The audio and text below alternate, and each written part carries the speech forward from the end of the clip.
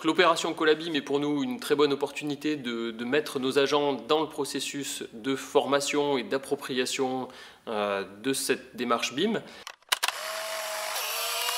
avec justement différents niveaux de formation qui nous sont proposés par le GIP, formation tout au long de la vie, avec un premier niveau d'acculturation qu'on a aujourd'hui et qui va permettre à une trentaine d'agents de la ville, de toutes directions confondues, bâtiments, maîtrise de l'énergie, mais aussi grands travaux, espaces verts, DSI, qui va permettre de rentrer petit à petit dans le BIM, en tout cas de s'approprier le concept.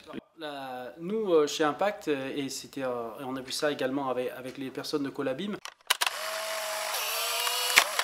on n'est pas là effectivement pour parler des outils en particulier, mais plutôt le management de l'information, puisque le BIM, c'est définir ses objectifs et d'identifier en fait les données, qu'elles soient graphiques et non graphiques, afin d'atteindre ces objectifs.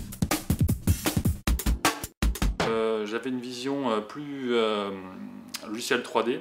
Aujourd'hui, je dirais que globalement, tout le monde s'attache beaucoup plus à la data qu'à la géométrie. Aussi, c'est vrai que ça m'avait été présenté par un éditeur de logiciels. Sur de la data, si elle est bien faite, on peut faire des simulations thermiques, on peut faire des calculs, on peut faire de l'exploitation. Maintenant, comme on l'a vu, de la déconstruction, enfin tout ce qu'on a évoqué, il y a énormément d'usages. Globalement, votre niveau d'information va évoluer avec votre projet.